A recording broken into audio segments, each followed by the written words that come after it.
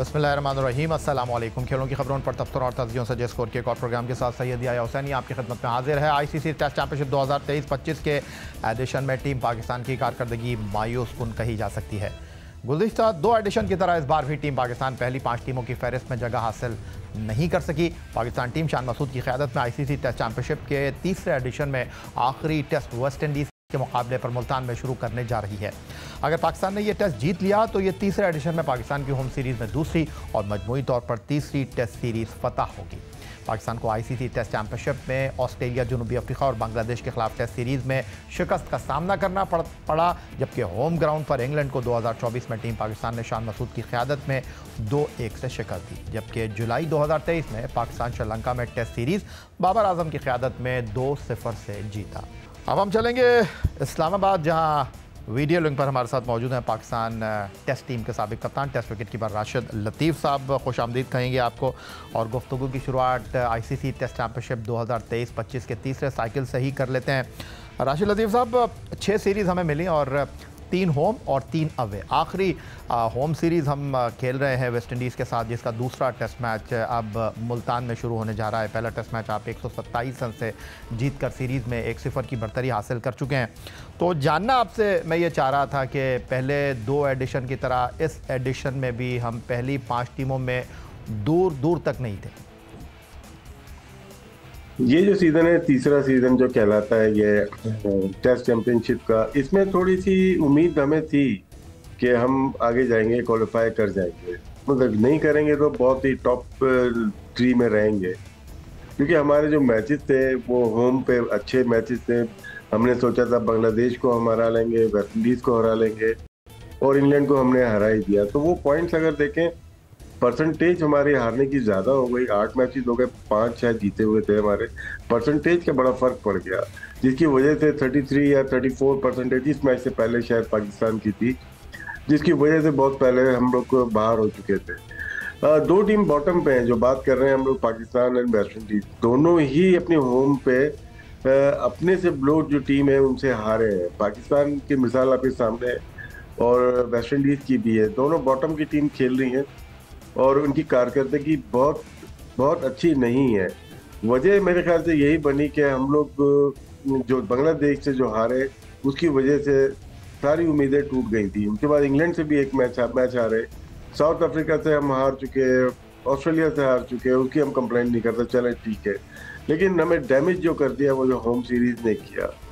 अब ये जो सीरीज़ हो रही है 2 वेस्ट इंडीज़ वाली, ये बहुत ज़्यादा देखने वाली नहीं है, बहुत ज़्यादा अहमियत वाली नहीं है। इसकी अहमियत अपनी जगह ज़रूर है, ऐसा नहीं है।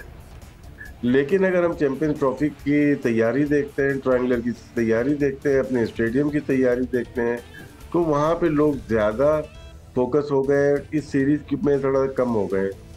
तो टेस्ट में इन्वॉल्वमेंट करनी पड़ेगी। जो हम बात कर रहे हैं, हम तीनों में बाहर हो गए, हमें अपनी तैयारी करनी पड़ेगी। टेस्ट टीम हमें बेहतरीन बनानी पड़ेगी।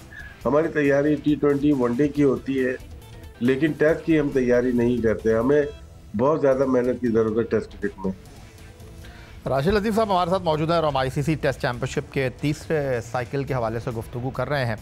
बहुत रद्दोबदल हुआ, चेयरमैन क्रिकेट बोर्ड बदले, कप्तान बदले, टीम बदली, अहम खिलाड़ी ड्रॉप हुए। लेकिन अगर तसलसल से कारकर्दगी की हम बात करते हैं तो टेस्ट टीम के नायब कप्तान सऊद शकील यहाँ पर हमें काफ़ी कंसिस्टेंट नज़र आ रहे हैं। आईसीसी टेस्ट चैंपियनशिप 2023 से 25 के दौरान अब तक 13 टेस्ट मैचों की 24 इनिंग में सऊद शकील ने 1033 रन 44.91 की औसत से बना रखे हैं, जहाँ 3 सेंचुरियाँ और 4 निफ सेंचुरियाँ उनके क्रेडिट पर हैं। देखें, सबसे इम्पॉर्टेंट चीज़ ये होती है कि अगर आप पहले बैटिंग कर रहे हैं तो आप जो है ना अच्छा टोटल लगा लें बोर्ड पे, तो उससे आपको पूरे मैच में ग्रिप मिल जाती है और आपके लिए आसानी होती है। देखें, अगर इस तरह की कंडीशंस होती हैं और फिर आप वहाँ पे ये नहीं सोचते कि आपने वहाँ पे 500 करना है या 600 करना चाहना है। आप वहाँ रीजनेबल स्कोर सोचते हैं और कोशिश करते हैं कि 350, पौने 400, 300 को टारगेट किया जाए। तो उसी तरह अप्रोच से जाएंगे, देखेंगे पिच तरह किस तरह का खेल रहा है, क्या कंडीशन है उस टाइम पे, और उस हिसाब से फिर अपने टारगेट सेट करेंगे। देखिए, मैं अपनी तरफ से मैं हमेशा से ये कोशिश करता हूँ कि मेरी परफॉर्मेंस है जो है ना टीम जीतनी चाहिए और वही मेरे लिए इंपॉर्टेंट होता है। बिल्कुल, देखें, हम रैंकिंग भी इटसेल्फ अपने लिए ज़रूरी होती है, आपके अपने पर्सनल माइलस्टोन्स के लिए या सारी चीज़ों के लिए। लेकिन देखें, अगर आप अच्छा परफॉर्म कर रहे हैं और आप टीम को जिता रहे हैं और साथ में अगर आपकी रैंकिंग ऊपर जा रही है तो वो मेरे लिए बहुत इंपॉर्टेंट है और मेरा पूरा फोकस उसी पे है। और देखिए आपको एक अच्छा महसूस होता है कि आप वर्ल्ड क्रिकेट में टॉप 10 में आ गए अभी, तो आपकी कोशिश होती है कि आप आहिस्ता आहिस्ता ऊपर जाएँ और वही मैं कोशिश कर रहा हूँ। लेकिन हमेशा से फिर at the same time goal ये है कि पाकिस्तान टीम मैच जीते। जी, तो राशिद लतीफ़ साहब, सऊद शकील को अगर हम मिस्टर कंसिस्टेंट कहें आईसीसी टेस्ट चैंपियनशिप 2023 से 25 के इस तीसरे एडिशन में, तो ये कहना गलत नहीं होगा क्योंकि उनके आदाद व शुमार इस बात की गम्माज़ी कर रहे हैं। ये शायद वाहिद प्लेयर हैं पाकिस्तान के इस वक्त करंट पोजीशन में, सिचुएशन में, ये तीनों फॉर्मेट में बहुत ही उम्दा खेल सकते हैं। हमने कोयटा ग्लैडिएटर थे इस पिछले सीजन में देखा, इनको ओपनिंग करते हुए देखा और कमाल ओपनिंग की उन्होंने। जो शॉट खेली हैं, जिस तरह से इन्होंने अपने आप को चेंज किया, गियर चेंज किया, फिर हम इनका रिकॉर्ड देखते हैं लिस्ट ए में, वो भी बहुत तसल्ली बख्श रहा है इनका, बहुत अच्छा रहा है इनका। फिर हम टेस्ट क्रिकेट में देखते हैं तो जहाँ पे बाबर आजम फेल हो रहे हैं, जहाँ पे रिजवान फेल हो रहे थे, जहाँ पे दीगर हमारे कप्तान फेल हो रहे थे, वहाँ पे अगर लास्ट में 4 टेस्ट मैचेस की बात करता हूँ तो सऊद शकील नुमाया रहे। इंग्लैंड के खिलाफ रावलपिंडी में जो सेंचुरी की, वो एक यादगार सेंचुरी थी। वो मैच जिताने के लिए मेरे ख्याल से वो इनकी क्वालिटी का मुंह बोलता सबूत है, जो उन्होंने सेंचुरी की है यहाँ पे टेल के साथ मिलके। फिर सेंचुरियन में 84 की इनिंग खेली, फिर आउट हो गए अगले मैच में, लेकिन यहाँ पे भी एक अच्छी 84, यहाँ पे भी अच्छी इनिंग खेली, सेंचुरी छोड़ देते हैं ये। तो उस लिहाज से देखा जाए तो सबसे कामयाब बल्लेबाज हमारे लास्ट 2 ईयर्स में जो रहे वर्ल्ड टेस्ट चैंपियनशिप में, वो सऊद शकील रहे। इनको रखा था वनडे में भी, T20 में भी कोशिश की जाती रही, लेकिन मेरे ख्याल से ये काफ़ी अहम साबित हो सकते हैं पाकिस्तान के वनडे क्रिकेट में। मैं ये नहीं कहता कि फॉरेन चैंपियन ट्रॉफी में डाल दिया जाए, अगर जगह बनती है तो ज़रूर डालें, लेकिन चैंपियन ट्रॉफी के बाद भी हमारी बहुत क्रिकेट है जो ODI के ऊपर है। हम न्यूजीलैंड जा रहे हैं, उसके बाद दूसरी क्रिकेट है। तो पाकिस्तान की क्रिकेट एक वक्त था जब बाबर आजम के इर्द गिर्द घूम रही होती थी। अब लोगों की नज़रें, मतलब घूमने की बात छोड़े, नज़रें जो होती हैं मैच जिताने के लिए किसी बैटर के लिए, वो सऊद शकील के ऊपर मरकूज होती है। ठीक हो गया। आपने आईसीसी चैंपियंस ट्रॉफी की बात की है राशिद लतीफ़ साहब, वो आईसीसी चैंपियंस ट्रॉफी 2025 में अब हमारी निगाहों का मरकज़ जो है वो फ़ख्र पाकिस्तान लाहौर कलंदर के सलामी बल्लेबाज फ़ख्र ज़मान है। और हमने नज़रअंदाज किया तो ऑस्ट्रेलिया नहीं लेकर गए, जनूबी अफ्रीका नहीं लेकर गए, जिम्बाब्वे नहीं लेकर गए, और अब हमको लगता है कि उनके बगैर हमारी टीम ही नहीं बन सकती। अगर रिकॉर्ड की बात करूं तो 82 एक रोज़ा मैचों में 3492 रन, 210 नॉट आउट। पाकिस्तान का वनडे क्रिकेट में सबसे बड़ा इंफरादी स्कोर 46.56 उनके रन बनाने की औसत, 11 सेंचुरियाँ, 16 निफ सेंचुरियाँ। तो कभी के दिन बड़े और कभी की रातें, यही कह सकता हूँ फ़ख्र के लिए। तो फ़ख्र पाकिस्तान रहे। देखिए, फ़ख्र का मसला ये हुआ कि पाकिस्तान क्रिकेट बोर्ड ने जो भी सलूक किया वो ठीक नहीं था, और उस पर नुकसान फ़ख्र का बिल्कुल नहीं हुआ। जो जैसा सोचते हैं ना कि फ़ख्र को हमने ये कर दिया, इसमें टोटल कंट्री का नुकसान हुआ है। गलतियां लोग करते हैं लेकिन उसकी पनिशमेंट होती है, वो तो आपने लिखी ही नहीं उसको। अब दोबारा भी लेके आ जाते हैं और ज़रूरत है। सबसे ज़्यादा जो इशू मुझे नज़र आ रहा है हमारी ओपनिंग में नज़र आ रहा है, सबसे अच्छे बल्लेबाज जो रहे वो साइम अय्यूब रहे। उनके साथ इंजरी का मसला हो गया, शायद वो ना हो टीम में, तो ये सबसे बड़ा नुकसान है। मैं कौन हो सकता है कौन नहीं हो सकता ये तो मैं आपसे पूछूंगा, लेकिन मैं अगर फ़ख्र की बात करूं, अपना उनका वो सोशल मीडिया पर बयान, सबको हमने रख दिया साइड में। देखिए, फ़ख्र का यही है ना कि हमने अब्दुल्ला शफीक और साइम के साथ हम चले गए Australia, Zimbabwe and south Africa चले गए, तो सजा आपने दे दी उसको, लेकिन नुकसान तो पाकिस्तान का हुआ ना। और फ़ख्र जिस तरह का बैट्समैन है, जिस तरह से बल्लेबाजी करते हैं, तो वो तो मैच विनर है ऑन अ डे, वो तो साबित कर चुका है। बहुत बड़ी बड़ी जगहों पे उसने साबित किया है कि वो अहम रुकन है। और बहुत सारे, अगर सबसे ज़्यादा प्रॉब्लम तो हमारे ओपनिंग स्लॉट में ही आ गई है ना। अब तो हमारे पास कोई ओपनर है ही नहीं इस वक्त। अब्दुल्ला शफीक को हमने बाहर कर दिया है, हमने शान मसूद को हमने सेलेक्ट नहीं किया, इमाम और फ़ख्र भी नहीं है, हसीबुल्ला को हमने खिलाया नहीं। ये स्लॉट हमारी बनती है। अब मुझे ये समझ में नहीं आ रहा कि हमारी ओपनिंग बनेगी क्या। तो फ़ख्र मेरे ख्याल से अहम रुकन होने चाहिए चैंपियन ट्रॉफी में। इनका थोड़ा सा मैं बता दूं कि ये वो प्लेयर हैं जो कि हर फेज़ में जो बैटिंग की जाती है, हम 5 फेज़ ले लेते हैं इनकी बैटिंग के, 1 से 10 ओवर, 11 से 20 इस तरह से लेंगे तो शुरू में 82.6 ये शुरू के पावर प्ले में खेलते हैं, और शायद एक ही बैट्समैन है जो उनको मैच करता है, वो साइम अय्यूब 80 से खेलता है।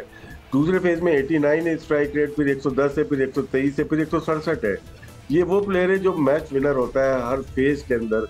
तो मेरे ख्याल से इनकी बहुत सख्त जरूरत है पाकिस्तान टीम में चैंपियंस ट्रॉफी में। इनकी बहुत सख्त ज़रूरत है, और उनकी ज़रूरत को कौन कंधे से कंधा मिलाकर पूरा करेंगे, ये राशिद लतीफ़ से हम जानने की कोशिश करेंगे। लेकिन एक ब्रेक के बाद और जब वापस लौटेंगे तो और बहुत सारे सवालात राशिद लतीफ़ साहब के सामने रखने हैं, जिसके जवाबात के लिए वो हमारे साथ वीडियो लिंक पर इस्लामाबाद से मौजूद हैं।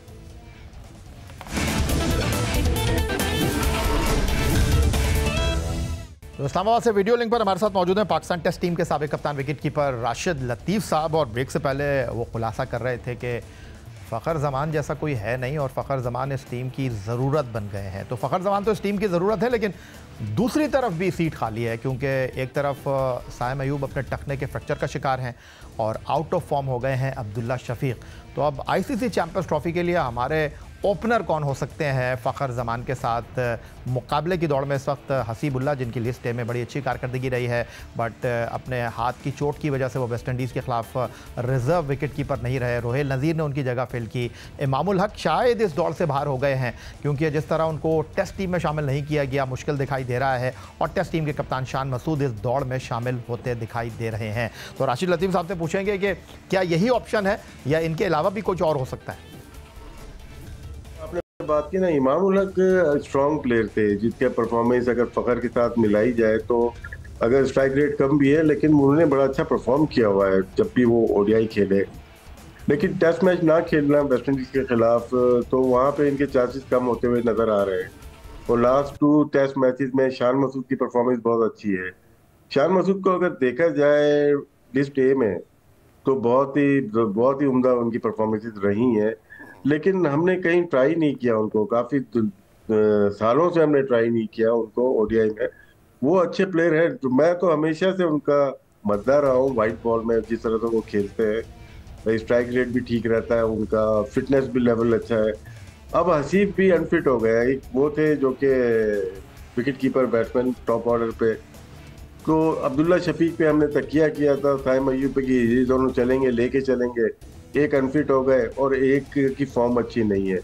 शायद ये दोबारा अब्दुल्ला शफीक पे जाएं, लेकिन अब्दुल्ला शफीक पे अगर जाते हैं उनकी परफॉर्मेंस में अगर देखें, स्ट्राइक रेट अगर अब्दुल्ला शफीक की देखते हैं बहुत अच्छी नहीं है। शुरू के 10 ओवर में 68 का उनका स्ट्राइक रेट होता है, तो जो कि मेरे ख्याल से इतना अच्छा नहीं है। अच्छा, लेकिन राशिद लतीफ़ साहब, मैं आपको थोड़ा सा अपडेट कर दूं, और हमसे ज़्यादा मालूमात आपकी हैं, जो हमारे पास इत्तलात हैं कि अब्दुल्ला शफीक इस दौड़ में है ही नहीं अब। अच्छा, नहीं, आपकी खबर बिल्कुल दुरुस्त है, लेकिन मैं देख रहा हूँ कि हमने कितनी इन्वेस्टमेंट की एक प्लेयर के ऊपर जो कि अभी टीम का हिस्सा नहीं है। थोड़ी हमारी नाकिस सिलेक्शन है शायद, जहाँ पे 3 टूर्स पे हमने 2 विकेट कीपर को लिया, 2 ओपनर्स को लिया और उनको ट्राई करने की ओडीआई में कोशिश की, और वो अब नहीं होंगे। अब हमारा तीसरा ओपनर जो है वो कौन होगा? मेरे ख्याल से स्ट्रॉन्ग कैंडिडेट, जो हर एक की अपनी ओपिनियन होगी, लेकिन मेरी ओपिनियन ये है कि शान मसूद स्ट्रॉन्ग कैंडिडेट है इस वक्त पाकिस्तान टीम में वापस आने के लिए। अच्छा, हम चैंपियंस ट्रॉफी की बात कर रहे हैं राशिद लतीफ़ साहब। जब से चैंपियंस ट्रॉफी पाकिस्तान को मिली है, बीसीसीआई हो गया या मीडिया हो गया, हर रोज़ कोई नया शोशा छोड़ देते हैं। अब अल्लाह अल्लाह करके चैंपियंस ट्रॉफी के मेज़बान हम ही हैं, और ये अब टूर्नामेंट का दूसरा मरहला जो है वो यूएई में हो रहा है। लेकिन अब ये कहा जा रहा है कि जी पाकिस्तान का नाम नहीं होगा किट के ऊपर। चलें, वो मसला भी हल हो गया, आईसीसी ने खुलासा कर दिया होगा। लेकिन अब जो प्रेस कॉन्फ्रेंस है कप्तानों की, कह रहे हैं कि जी उसमें रोहित शर्मा आएंगे या नहीं आएंगे पाकिस्तान, फैसला जो है हुआ नहीं है। भारतीय मीडिया कह रहा नहीं आएंगे, बीसीसीआई खामोश तमाशाई बना हुआ है। रोहित शर्मा के पाकिस्तान जाने की कोई वजाहत अब तक सामने आई नहीं है। फिर उसके बाद अगर हम बात करते हैं तो ये भी खबरें हैं कि जो 16 या 17 फरवरी है, ये वो तारीखें हैं जब कप्तानों का इवेंट होगा। वो प्रेस कॉन्फ्रेंस करेंगे, टीमों की तैयारी के हवाले से बात करेंगे, कराची में होगा। लेकिन रोहित शर्मा होंगे या नहीं होंगे, अभी बीसीसीआई ने इस तमाम सूरत हाल पर जो है वो कुछ कहा नहीं है। और जो भारतीय क्रिकेट बोर्ड के सेक्रेटरी हैं वो भी कह रहे हैं कि इस हवाले से अभी कुछ कहना कबलज़ वक्त है। जी, जो सेक्रेटरी हैं, एक्टिंग सेक्रेटरी जो है भारत की साइकिया, उनका भी यही कहना है कि जाहिर सी बात है उन्होंने उनकी अपनी मर्जी तो नहीं चलेगी। वो अपनी गवर्नमेंट से पूछेंगे, अभी तक उनको जवाब मिला नहीं है। आईसीसी का मिल गया था, जो लोगों का इशू चल रहा था वो तो आईसीसी ने अपना बता दिया था और उस पर सेक्रेटरी ने प्रेस कॉन्फ्रेंस या प्रेस में भी दे दिया था। रोहित शर्मा कप्तान का आना ना आना ये उनकी अपनी पॉलिटिक्स जो है उसके ऊपर है।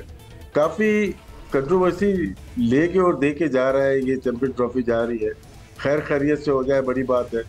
अल्लाह, हमारी दुआ यही है कि हमारे पास 96 के बाद एक बड़ा इवेंट मिला है।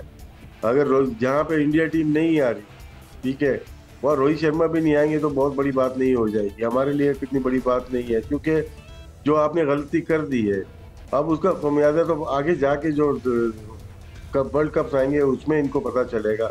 ठीक है, अभी पाकिस्तान अंडर प्रेशर रहा क्योंकि हमारी होम सीरीज है, होम मतलब होस्ट हम कर रहे हैं, लेकिन ये क्रिकेट के लिए बेहतर नहीं होगा। इसमें तमाम क्रिकेट अथॉरिटीज़ को, बोर्ड को यकजा होकर फैसले करने पड़ेंगे कि फ्यूचर में इंटरनेशनल क्रिकेट काउंसिल को किस तरह से चलाना है। अच्छा, आपने 96 की बात की राशिद लतीफ़ साहब, तो पाकिस्तान, भारत और श्रीलंका में वर्ल्ड कप मुनक्किद हुआ और उस वर्ल्ड कप में आप भी टीम पाकिस्तान का हिस्सा थे। चिन्नास्वामी क्रिकेट स्टेडियम बेंगलुरु में जब हम क्वार्टर फाइनल हारे, आखिरी लम्हे पर आपने आके छक्के चौके लगाकर पाकिस्तान को जीत दिलाने की अपनी से कोशिश की थी। फिर 2003 का वर्ल्ड कप आप अफ्रीका में खेले।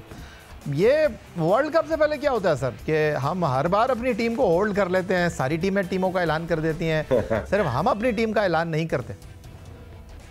ये तो शुक्र करें तुम्हें हमें पता है कि हमारा कप्तान कौन है, वरना हर वर्ल्ड कप में देख लें कि हम अपना कप्तान चेंज करेंगे। 96 देख लें, 99 देख लें, 2003 देख लें, 7 देख लें, 11 देख लें, कप्तान की रेस चल रही होती है, अब चेंज कर देंगे। जैसे बाबर आजम के साथ अभी हुआ कि वो अचानक बना दिया उनको T20 में। तो कप्तान के साथ साथ टीम के जो सूरत हाल है वो सही नहीं चल रही होती, टीम अनाउंस कर देनी चाहिए।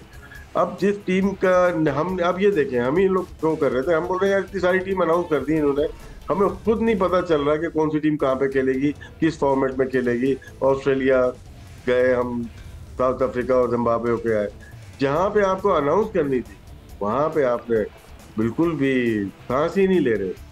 शायद ये कज़ाफी स्टेडियम जिस दिन तैयार होगा उसी दिन टीम भी तैयार होगी। यानी आप कह रहे हैं कि इमारतों की अपग्रेडेशन चल रही है, टीम की तश्कील नौ भी साथ साथ चल रही है। अच्छा, एक और बड़ा इंपॉर्टेंट इशू है राशिद लतीफ़ साहब, वो होता ही है कि जो आईसीसी का टूर्नामेंट है, या तो हमारे खिलाड़ी अनफिट हो जाते हैं या सरप्राइज नाम जो है वो सामने लेकर आ जाए। और इसकी मिसालें कुछ आपके सामने मैं शेयर कर लेता हूँ। 2015 वर्ल्ड कप को आप देख लें तो 2015 वर्ल्ड कप में नोवेयर सोहेल खान आए, उसके साथ नासिर जमशेद टीम का हिस्सा बने, हफीज़ टीम के साथ गए, टूर्नामेंट शुरू होने से पहले वापस आ गए। 2019 वर्ल्ड कप में वहाब रियाज और मोहम्मद आमिर जो हैं वो टीम का अचानक हिस्सा बन गए। उसके बाद अगर मैं बात करता हूँ 2024 जिस T20 वर्ल्ड कप की आप बात कर रहे हैं, जहाँ हम अमरीका से हारे, भारत से हारे, वहाँ पर इमाद वसीम और मोहम्मद आमिर टीम का हिस्सा बन गए। तो ये सरप्राइज़ एंट्रियाँ क्यों होती हैं आईसीसी के किसी भी टूर्नामेंट से पहले, और फिर जब हमारी टीम परफॉर्म नहीं करती सारा नज़ा इन सरप्राइज़ एंट्रियों के ऊपर गिर जाता है? देखिए, ये सरप्राइज एंट्री और दूसरी इंजरीज भी हमारे एंड टाइम पे बहुत ज़्यादा हुई है। नसीम शाह की एशिया कप में देख रहे हैं और शाहीन आफरीदी की वर्ल्ड कप में देखें, बहुत सारी चीज़ें हमारी, अभी साइम अय्यूब की भी इंजरी हो गई, बहुत सारी इंजरीज हमारे मेन प्लेयर की होती आई हैं। तो ये एक इशू हमारे साथ शायद रहा है। तो जहाँ तक आपके ताल्लुक बात इस बात की है, तो मेरे ख्याल से हमें बेहतर तरीके से इस चीज़ को लेना चाहिए और पॉजिटिव फैसले करने चाहिए पाकिस्तान क्रिकेट अथॉरिटीज़ को। बहुत शुक्रिया आपका। पाकिस्तान के टेस्ट विकेट कीपर साबिक टेस्ट कैप्टन राशिद लतीफ़ हमारे साथ मौजूद थे वीडियो पर। इस्लामाबाद से ICC champions trophy, ICC test championship, Pakistan team के मसाइल, पाकिस्तान टीम के सिलेक्शन के हवाले से अपनी राय का इजहार कर रहे थे। यही आज का हमारा प्रोग्राम था। एक्स अकाउंट पर आप हमें फॉलो कर सकते हैं, ईमेल कर सकते हैं, अपनी राय से आगाह कर सकते हैं score@jio.tv पर। इस दुआ, इस उम्मीद, इस तवक्को के साथ कि पाकिस्तान में खेल और खिलाड़ी तरक्की करते रहे। सैयद याहिया हुसैनी को स्कोर की पूरी टीम के साथ अगले प्रोग्राम तक के लिए इजाज़त दीजिए। अल्लाह हाफ़िज़।